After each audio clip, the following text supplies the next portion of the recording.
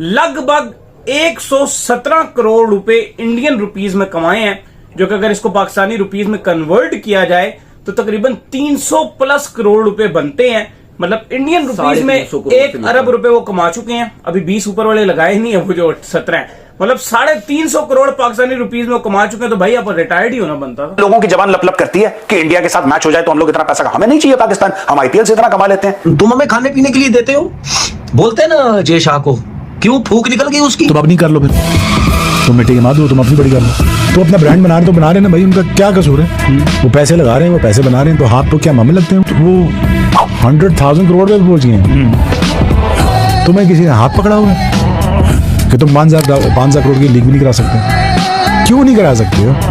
Fraud है इसलिए नहीं करा सकते। इस वक्त असल में बीसीसीआई जो भारत का क्रिकेट बोर्ड है वो अनोखा लाडला है, और उसके सामने सिर्फ पाकिस्तान का क्रिकेट बोर्ड नहीं, तमाम क्रिकेट बोर्ड और रीजनल एशियन अदारा और बैनुल अक़वामी अदारा दोनों बेबस हैं, दोनों कुछ नहीं कर सकते।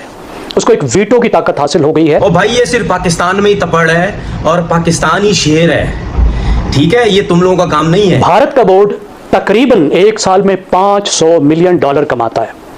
इसके बाद की जो 5 बोर्ड्स हैं उन सब की आप कमाई इकट्ठी भी कर लें तो भारत की कमाई के बराबर नहीं बनती। अब इस वजह से सब टीमों को, और खास तौर पर देखिए, अगर आप अश्विन के कैरियर की बात करते हो 2008 से 2025 तक सबसे लॉन्ग कैरियर है आईपीएल में। सबसे ज्यादा रोहित शर्मा होंगे जिनका इतना लंबा कैरियर होगा।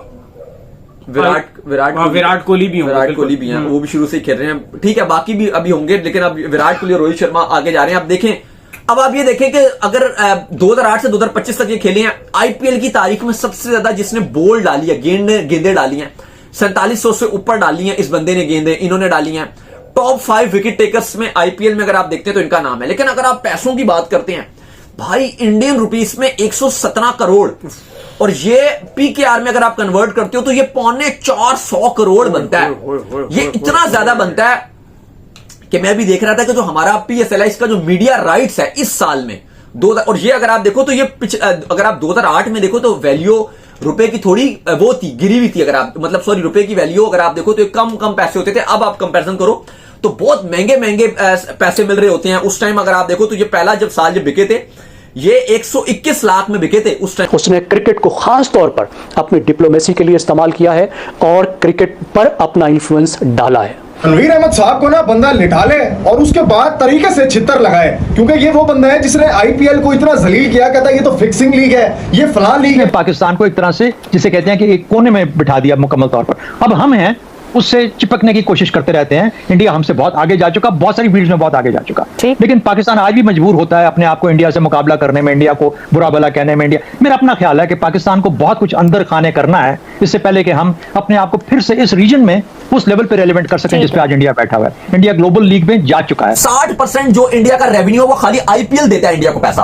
बाकी जो 40% है वो बीसीसीआई बायलैटरल सीरीज और इधर उधर से खेल के जो कमाता है। जो फाइनेंशियल पावर है वो इंडिया के पास है, यानी ऑस्ट्रेलिया और इंग्लैंड भी अब इंडिया की बात मानने पे मजबूर हो जाते हैं। अगर आईसीसी के अंदर या किसी और जगह पे जब इंडिया कोई चीज कहता है कि ऐसे होना चाहिए तो सब लोगों को मानना पड़ता है, क्योंकि मैक्सिमम पैसा वहां से जनरेट हो रहा है इंडिया। अगर आप देखो और उस टाइम रुपए की भी वैल्यू थी।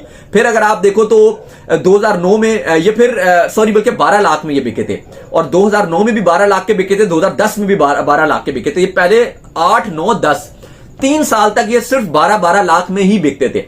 फिर 2011 में एकदम से इनका आपका लोग चढ़ाई हुई थी और तकरीबन 4 करोड़ इंडियन रुपीस में ये बिके थे, 3.91 करोड़ के। और फिर 2012 में भी इतने के बिके थे। फिर उसके बाद उनका मेन जो ग्रोथ आई थी वो 2014 से आई थी, जब ये सीएसके में इनको रिटेन किया था 7.5 करोड़ में। बहुत सारी फ्रेंचाइजीज की तरफ से खेले हैं। स्टार्ट इनका कैरियर सीएसके की तरफ से हुआ था, फिर ये हैदराबाद में भी सनराइजर्स हैदराबाद में चले गए थे, फिर पंजाब को भी 2 साल रिप्रेजेंट किया का लाडला है। और उसके सामने सिर्फ पाकिस्तान का क्रिकेट बोर्ड नहीं, तमाम क्रिकेट बोर्ड और रीजनल एशियन अदारा और बैनुल अक़वामी अदारा दोनों बेबस हैं, दोनों कुछ नहीं कर सकते। उसको एक वीटो की ताकत हासिल हो गई है और उसकी 3 सादा वजूहात हैं। पहली बात है माशी, इस बोर्ड की माशी ताकत। भारत का बोर्ड तकरीबन एक साल में $500 मिलियन कमाता है। इसके बाद की जो 5 बोर्ड्स हैं उन सब की आप कमाई इकट्ठी भी कर लें तो भारत की कमाई के बराबर नहीं बनती। अब इस वजह से सब टीमों को, और ख़ास तौर पर एशियन जो तंजीम है और जो बैनुल अक़वामी तंजीम है ACC और ICC, उसको भारत की बात माननी पड़ती है। और उसकी एक वजह है कि भारत का इतना बड़ा होना। वहां पे क्रिकेट देखने वाले 1 अरब से ज्यादा हैं, 1.25 अरब है। उसकी वजह से देखने वालों से जो आमदनी होती है और फिर खास तौर पर मीडिया के जरिए से जो आमदनी होती है, वो इतनी बड़ी आमदनी है कि उसको मिस करना कोई अफोर्ड नहीं कर सकता। दूसरी बात, भारत की सियासी ताकत, भारत का इन्फ्लुएंस, जिसका चौधरी साहब ने जिक्र किया। स्टार्ट इनका कैरियर सीएसके की तरफ से हुआ था, फिर ये हैदराबाद में भी सनराइजर्स हैदराबाद में चले गए थे, फिर पंजाब को भी 2 साल रिप्रेजेंट किया, 2 साल दिल्ली कैपिटल की भी नुमाइंदगी किया। लेकिन इनके लिए अच्छी बात ये हुई है कि एंड में ये उसी टीम से रिटायर्ड हुए हैं। मैं आपसे बात ये कर रहा था कि पीएसएल का अगर आप टोटल जो इस दौर में 2025 की अगर आप बात करते हो, जो आपका मीडिया राइट्स है, वो भी इनकी जो आईपीएल की ऑल अर्निंग है वो उससे कम है। और अगर आप बीपीएल की मिलाते हो, सीपीएल की बात करते हो, कैरेबियन प्रीमियर लीग की बात करते हो, श्रीलंका प्रीमियर लीग की बात करते हो, या किसी भी और लीग की बात करते हो, तो अगर वो एक जो साल उनका जो जिसमें वो मीडिया राइट्स बेचते हैं, पूरे अपने साइकिल पूरे साल के राइट्स बेचते हैं, वो जो टोटल प्राइस है वो इनके आईपीएल कैरियर से कम है। ये अनबिलीवेबल फिक्चर्स हैं। अगर ये 450 करोड़ रविचंद्रन अश्विन ने कमाया, और अपने आप को ये टेस्ट क्रिकेटर बोलते हैं, ये अपने आप को T20 क्रिकेटर नहीं बोलते, और ये इन्होंने T20 क्रिकेट आईपीएल से खेलकर कमाया, ये वाकई ही में अनबिलीवेबल फिक्चर्स हैं।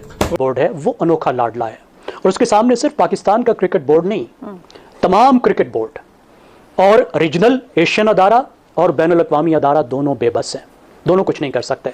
उसको एक वीटो की ताकत हासिल हो गई है, और उसकी 3 सादा वजूहात हैं। पहली बात है माशी, इस बोर्ड की माशी ताकत।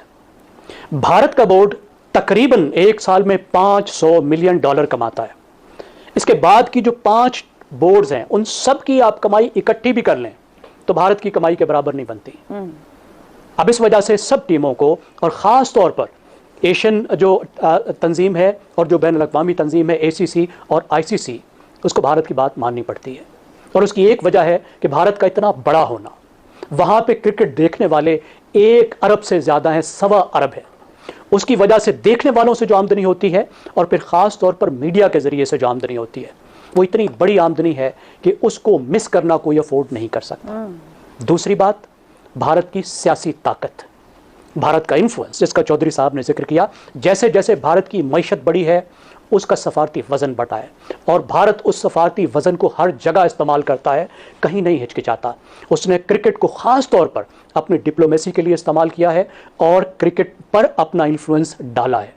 ये उसका एक डिप्लोमेसी का, साफ पावर का एक टूल है, जिसको वो इस्तेमाल करने से बिल्कुल नहीं हिचकिचाता। नवीर अहमद साहब, ये अगर फिक्सिंग लीग है ना सर, फिर आपकी सोच को सलाम है, और उन लोगों को भी सलाम है जो आपको क्रिकेटिंग में लेके आए, उन लोगों को सलाम है जो आप इंटरनेशनल पे खेल गए। आपको ऐसे किसी का मजाक नहीं उड़ाना चाहिए। ये क्लियर इंडिकेशन है कि बीसीसीआई का पोटेंशियल आगे बहुत ज्यादा है। ये क्लियर इंडिकेशन है कि आईपीएल का फ्यूचर ब्राइट है। ये क्लियर इंडिकेशन है कि बीसीसीआई करेक्ट डायरेक्शन में मूव कर रहा है। थोड़े दिन पहले मैंने मिसाल दी थी, इंग्लैंड के अंदर वुमेन्स की टीम भी गई हुई है, अंडर 19 की टीम होके आई है, इंडिया ए की टीम गई, इंडिया की टीम वहां पे मौजूद है। ये बीसीसीआई करेक्ट मूवमेंट में मूव कर रहा है, मगर आप कहते हैं कि यार आईपीएल तो फिक्सिंग लीग है। अभी और सुनिए, मजे की बात सुनिए कि इस आईपीएल में से कितनी टीम ने कितना हिस्सा दिया है, ये भी सुनिए।